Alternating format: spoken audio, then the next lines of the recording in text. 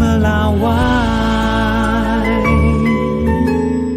Saudara, kemarin anggota DPR periode 2024-2029 tertua dari Partai Demokrat Guntur Sassono dan anggota DPR termuda dari Partai Gerindra Anissa Mahesa memimpin rapat paripurna perdana. Anissa saat ini berusia 23 tahun, sementara Guntur 78 tahun. Anissa dan Guntur memimpin rapat paripurna DPR untuk agenda pengucapan sumpah dan janji anggota DPR. Sebagai anggota DPR termuda, Anissa menyebut akan fokus untuk isu generasi muda dan perempuan. Yang ingin aku bawa itu lapangan pekerjaan yang inklusif.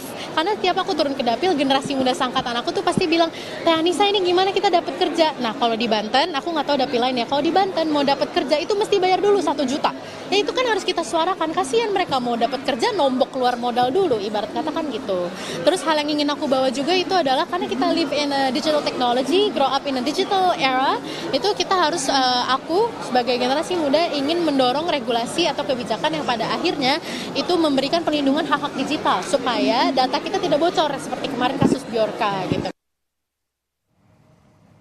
Sebagai anggota DPR RI termuda, Anissa Mahesa pada Agustus lalu melaporkan harta kekayaannya 5,87 miliar.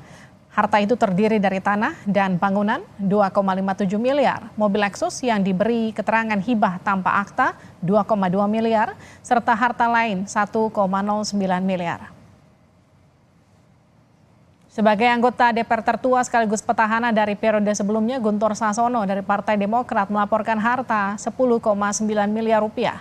Harta itu terdiri dari tanah dan bangunan 9,35 miliar rupiah, 3 mobil senilai 557 juta rupiah, dan harta lain senilai 1,06 miliar rupiah.